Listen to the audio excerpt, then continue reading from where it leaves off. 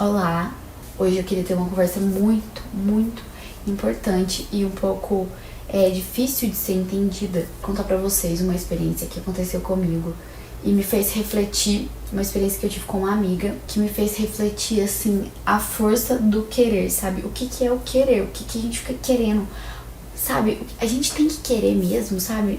Um emprego bom, a vida boa. Como é esse querer pra dar certo, né? Porque muitas coisas que a gente quer muito, a gente nem consegue, a gente se frustra.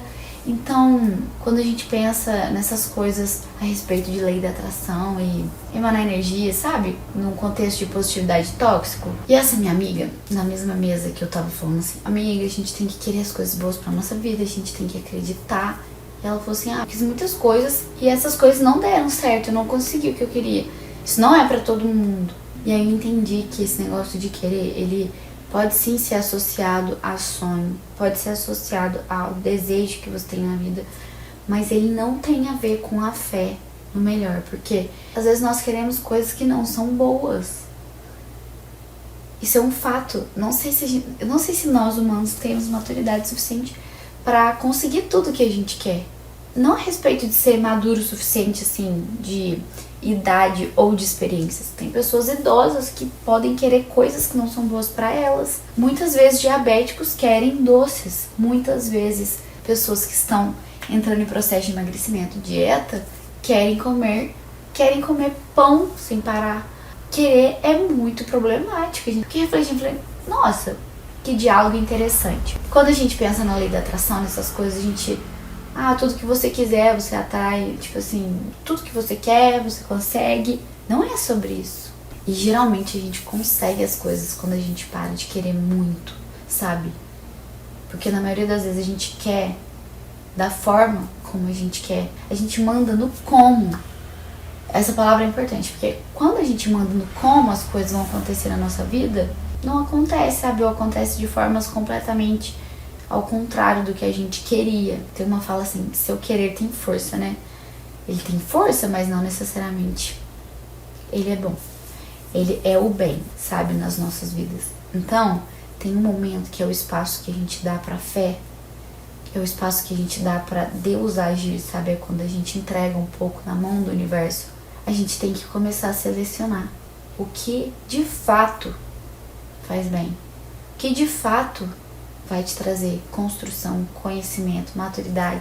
O que vai te fazer ser uma pessoa melhor, sabe, todos os dias? O que vai fazer você controlar a sua diabetes? Tem que controlar o seu querer comer doce. Ou restringir, ou simplesmente é um sacrifício, mas é pro seu bem. Então, hoje eu tô aqui pra gente conversar sobre os sacrifícios de coisas que a gente quer em prol de um bem maior pra nossa vida. E o quanto isso é mágico e libertador. E em algumas mensagens, assim, eu sinto que quando a gente para de querer, a gente tem tudo. Tudo, a gente começa a entrar em estado de graça, de gratidão por ter tudo, por já existir tudo na nossa vida, todas as possibilidades, todas as ferramentas, tudo. Quando a gente menos espera, tudo fica claro. Todos os porquês. Por que aquilo deu errado, por que aquele seu querer não podia ter acontecido. O desapego é uma parte chave dessa questão. Você desapegar do que você quer. Porque o querer muito, assim, exageradamente, ele é como se fosse uma insatisfação completa da realidade em que nós existimos. Do presente, do agora, que é o que eu sempre bato na tecla. Porque sempre queremos mais, sempre seremos insatisfeitos, porque nunca vai estar cheio. A vida sempre vai ter o que querer. Mas não é por isso que deixaremos de ser abundantes hoje. Deixaremos de ser felizes e satisfeitos hoje, entende? Buda necessariamente pisava muito nessa tecla. Quanto mais a gente desequilibra os nossos desejos, os nossos quereres, né? O que a gente fica querendo o tempo todo, mais a gente fica preso no looping, assim, ó, de um estado mental que não existe, que é o futuro, que você quer para um futuro, você quer porque você quer transformar a realidade. E isso não significa estar em inércia, paradeza completa, só significa que a gente tem que equilibrar esse querer. Ele não pode estar demais e ele também não pode estar de menos, senão a gente acaba que fica numa energia vital baixa, que é o quê? Contrária ao movimento, que é o fluxo divino de tudo. O movimento são os passos que nós damos pra Deus te dar o caminho, sabe? Te dar o como. Nesse contexto de movimento, a gente tem que querer, né? Tem que querer comer pra gente levantar. A gente tem que acreditar que um dia a gente vai conseguir nosso maior sonho. A gente tem que estipular nossas metas e objetivos, que simplesmente são os processos até aquilo acontecer. Eu tenho um objetivo, uma meta de fazer mestrado, doutorado, seguir uma carreira acadêmica. Enquanto eu estiver em movimento, isso é possível. Se eu continuar me movimentando para que isso aconteça, eu quero estudar para passar em medicina. Se você se movimentar, não interessa se seja 2, 3, 4, 5 anos de cursinho, você vai se movimentar até que aquilo aconteça. É uma meta e um objetivo. Não é um sonho, mas um grande sonho pra mim seria viver do YouTube, sabe? Estabelecer todas as minhas ideias e contribuições nesse canal, basicamente um videocast, né? Um monólogo. Eu trago vocês aqui pro meu coração. Trabalhar como jornalista aqui, mas não um jornalismo tradicional, um jornalismo do meu jeito, produzindo conteúdo que eu gosto, falando do que eu gosto de falar. E eu digo sonho porque não depende só do meu trabalho, não depende só da minha consistência, não depende só do meu conteúdo. Se fosse um objetivo, eu escolheria que esse vídeo tivesse 300 mil visualizações. Essa é a diferença. Então por isso é um sonho, mas não significa que o meu sonho seja impossível.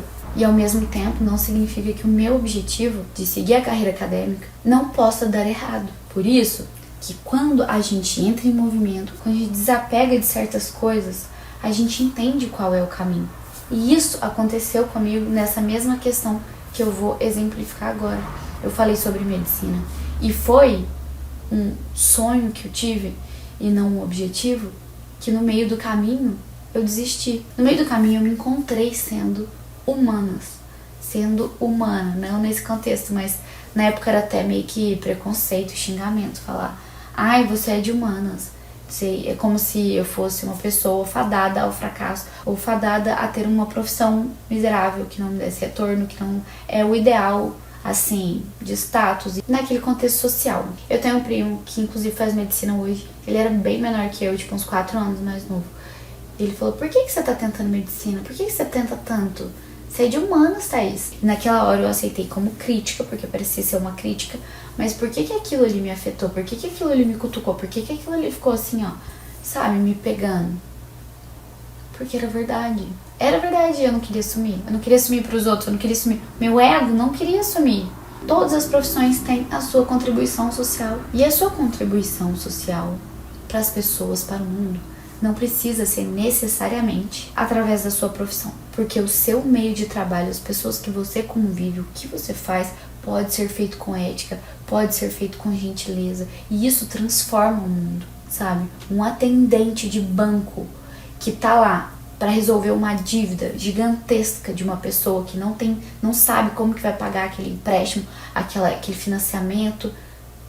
Se ela tiver uma gentileza, se ela tiver um olhar humano naquela relação de banco e devedor, por exemplo, tem noção quanto isso transforma? Você tem noção quanto isso toca a ponto da pessoa ali que está endividada ver um fio de luz e falar, não, eu vou conseguir sair dessa, é possível, eu sei que tá tudo se fechando, tá tudo complicado, burocracia, tá difícil. Uma gentileza num momento desse. Então, se não interessa onde você esteja, não interessa qual a situação, se você é um advogado, tá? Meu irmão ficou fazendo conciliação familiar no fórum, né? E nesse processo de conciliação é para tentar não seguir o processo para o juiz. E sempre são coisas ruins. Quando que você vai buscar justiça por uma coisa boa, para agradecer? Obrigado, Deus, tô aqui na justiça te agradecendo. Não, você tá lá por coisas tensas, você tá lá pelo caos que existe entre você e outra parte. Meu irmão foi o estagiário que mais conseguiu fazer conciliações entre os estagiários. Isso é uma estatística do bem, sabe? Você conseguir contribuir naquele olho a olho, naquele tete a tete, naquela conexão humana. A gente tá no fluxo certo, independente do que a gente faz. E quando a gente emana o bem, Deus só manda mais recursos para que a promessa dele seja cumprida. E a promessa dele nada mais é do que o bem, a justiça e a verdade, em todos os contextos, né? Eu falo muito de Deus, mas vamos citar Jesus, né? Porque é a palavra dele que tá na Bíblia e que a gente consegue entender melhor como o único exemplo. Porque para mim ele é o único exemplo do bem. Tem um livro muito interessante, 12 Regras para a Vida, que mesmo se as pessoas não acreditarem, não acredito em Deus, não acredito em Jesus, a história que é contada sobre o que ele foi é simplesmente o exemplo, sem nenhuma hipocrisia, do que é o bem. Se a gente tem um mínimo de raciocínio, você vai querer o mal ou o bem? E aí eu tava conversando com a minha amiga sobre esse querer na vida dela, que não tava, tudo que ela queria não dava, a família dela queria muito que desse certo, um negócio que deu certo por muito tempo, mas depois parou de dar. E ela falou, e aí, minha família queria muito e não conseguiu, a lei da atração não funciona, não é assim, não é pra todo mundo, eu entendo que você conseguiu tudo que você quis, que você vive assim, plena, em gratidão, porque eu vivo, assim, milagres. Não posso me tirar, hora nenhuma, de uma condição de privilégio. Isso é decolonialização. Decolonial é a palavra que a gente deve trazer mais significados, que é quando a gente começa a perder certas narrativas da colonização que nos ocorreu. Simplesmente ignorar o fator privilégio não é tão eficaz no que eu quero dizer agora. Existem sim muitas pessoas que têm realidades transformadas sem nenhum tipo de privilégio. Não são a maioria, mas são muitas. O Silvio Santos, ele é um exemplo. Em uma entrevista que eu vi dele, ele fala assim, se me tirassem tudo e não me tirassem a voz, eu construiria tudo de novo. Assim, é como se fosse uma segurança em si, a ponto de atrair conexões. Ele tinha assim uma eloquência, ele tinha um raciocínio, ele assim, até uma sagacidade genial. Então, ele é 1 em 1 milhão, sim, na escala dele, né? Tipo assim, do que ele virou, que foi uma coisa muito gigante. Mas em escalas menores, sabe? É possível isso acontecer. Zero privilégio e você conseguir tudo que é o bem, tudo que é o melhor pra sua vida. E não necessariamente é o que você quer. Nesse livro também, 12 Regras para a Vida, ele fala muito sobre a gratidão. Ela tem uma função prática. Ela simplesmente traz a gente pro agora. O agora tem que ser, no mínimo, neutro, sabe? Você não pode detestar o agora constantemente. Você não pode detestar um agora o dia inteiro. Você pode detestar um agora, tipo, meu Deus, saí atrasado, tô estressado. Tô detestando um agora, né? Meu Deus, briguei com não sei quem agora, tal. Mas no momento da alimentação, você tá comendo uma coisa que você gosta, você tem que prestar atenção. E ser grato. Obrigada por esse ventinho que me veio agora, que delícia. Nossa, choveu, obrigada pelo esse cheiro de terra, que delícia. A gente tem que ser grato por sensações que não tem preço, tem valor, sabe? Mas é impossível, em todos os momentos a gente não consegue. Quanto mais a gente treina o nosso cérebro pra conseguir perceber os momentos, eu garanto que mais a gente consegue. E aí é mais vida que você tem. Vida vivida, né? Quem vive a própria vida tem mais vida vivida. Porque às vezes a gente fica muito vivendo tanto o nosso futuro, que não é a nossa vida agora, né? Então, é como se fosse a vida do eu do futuro. É outra pessoa. Ou a gente fica vivendo a nossa vida do eu do passado, que também é outra pessoa. Isso sem falar de comparações de celular, rolar a tela, comparar. Tipo assim, olhar outra pessoa, a vida das outras pessoas, o que as outras pessoas estão fazendo. Prestar atenção nisso faz toda a diferença para tudo mais lhe ser dado.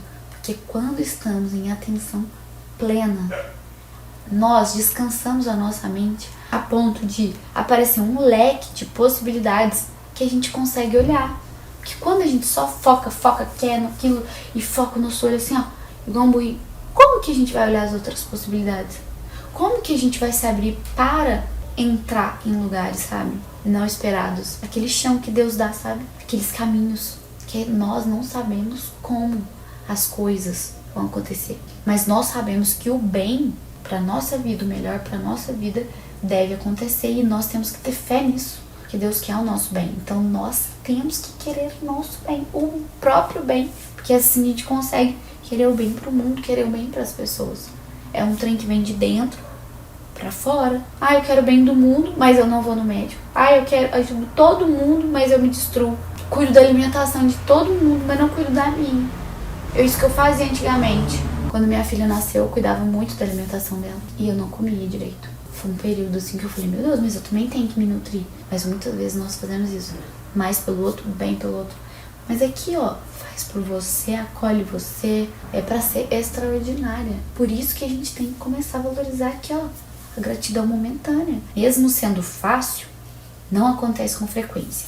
Você tá lá nas Ilhas Maldivas, lotado da nota, tem marido, tem mulher, tem tudo na vida, e não ser grato. E mesmo assim, num contexto geral, é muito fácil, né? Você falar, muito obrigado, gratidão por eu estar aqui nas Ilhas Maldivas. Tem pessoa que é grata por isso, outras já banalizam completamente e não consegue nem ver aquilo, só vai ver o quê? A roupa que eu comprei não serviu, fica naquele estresse, meu Deus, depois eu vou ter que fazer outra coisa. Tem muitas futilidades no meio de situações que não tem valor, mas tem preço. Por isso que a gratidão é difícil. A gratidão ela é uma coisa muito valiosa, ela pode estar ausente em situações que muitos julgam extraordinárias. Não ter aquela essência, aquela coisa verdadeira, assim, do humano. E às vezes nós podemos ver na ausência, né? Em lugares que as pessoas não veem nada. Meu Deus, como que eu vou ser grato? Como que você pode ser grato? Quando você vê uma pessoa passando frio na rua e você tira o seu casaco e dá para aquela pessoa. Você vai raciocinar assim, obrigada por eu ter tido a possibilidade de contribuir com alguém. Agora, obrigada. Isso é uma situação que tem sim um valor extraordinário. E você teve a oportunidade ali de estar encontrando uma pessoa e de estar com um casaco aqui. E tipo assim, poder se movimentar, agir para o bem. Tem coisa mais gratificante que isso? E que traz mais felicidade que se tiver eu desconheço. Teve uma época que eu tava bem triste. Eu tinha brigado com o Pedro, assim, não sabia se a gente ia terminar, não sabia se eu ia continuar. E aí eu fui em um evento religioso que chama Santo Daime. E lá a gente consagra a ayahuasca. A ayahuasca é um chá indígena de um cipó. Nesse contexto, eu não sabia onde estava felicidade, sabe? Eu não tinha felicidade. Tava assim, de luto, sei lá, explicar o astral horrível. Não passava, já tinha uns 3 dias e eu tava mal. E lá é uma coisa muito séria, né? A gente reza, a gente ora, a gente canta músicas completamente boas. Então, assim, é uma verbalização de palavras do bem o tempo inteiro. E isso ali é firmado através de uma pessoa responsável que firma aquela palavra do bem. Todo mundo tem que repetir, todo mundo tem que dançar. E é um trabalho mesmo muito bonito, com os signos e significados das palavras e os sentimentos que aquilo traz através da repetição. Uma reza, só que são músicas diferentes. Não é uma Ave Maria toda hora, mas tem muitas Ave Marias sobre frutificar, sobre florescer, sobre coisas da natureza. Maravilhoso. E depois de ter feito esse trabalho, apareceu uma moça.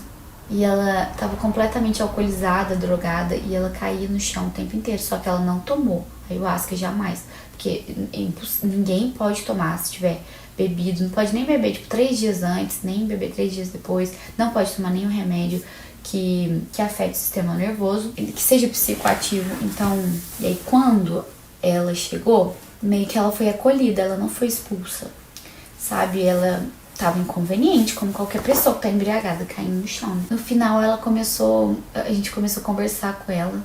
E ela abriu o coração dela, falou tudo que aconteceu na vida, todas as coisas horríveis e horripilantes que ela passou. E eu e minha amiga, a gente começou a dar muita palavra de luz naquela hora. A gente tava iluminado, parece, sim. Mas aqui tem que confiar, sabe? Tenta ver esse outro caminho. A partir de agora você consegue pelo menos parar com isso e depois fazer outra coisa. Sei lá, a gente começou meio que dar soluções pra ela. Pelo menos alternativas. Perspectiva diferente do que ela poderia fazer ali, dali pra frente pra melhorar.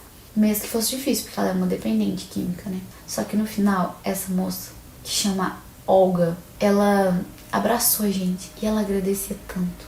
Ela agradecia tanto pelo amor que a gente conseguiu doar com as nossas palavras, pelo carinho, pela atenção que ela teve, sabe? Pelo respeito de todo mundo lá, abaixar, sentar do lado dela, conversar. E ela começou a recuperar, pelo menos ali naquela questão, ali naquele momento. Ela recuperou e foi embora pra casa bem. Claro que ela ainda tava tonta, mas ela não tava naquele estado tão deplorável como ela chegou. Ela meio que pediu ajuda naquele lugar, sabe? E eu e minha amiga pudemos ser a ajuda pra ela. E depois que eu saí de lá, eu saí na maior felicidade do mundo. Eu dava pulo de alegria, eu saltitava e falava assim, meu Deus, não consigo acreditar que eu consegui ajudar alguém. Pelo menos assim, com as minhas palavras, pelo menos ela se sentiu muito bem depois do que a gente falou. Ela se sentiu muito bem com o nosso carinho, com a nossa atenção ali. Então assim, eu sinto que isso é o que mais me deixa feliz na face da terra.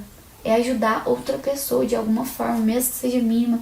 E ser grato por esse momento é muito fácil, real. Porque é um momento de valor, sabe? É um momento de valor que não tem preço. O que você faz pra contribuir na vida das pessoas ao seu redor, sabe? Não tô falando só dar dinheiro pros pedintes da rua, não. Dar agasalho. Mas o que você faz, sabe? Às vezes você pode estar levando fruta em abrigos de crianças órfãs. A maioria das cidades tem esses abrigos. Você não tem noção da felicidade em cada olhinho, em receber fruta diferente. Se levar melancia, uva. Porque geralmente não tem muito dinheiro, né?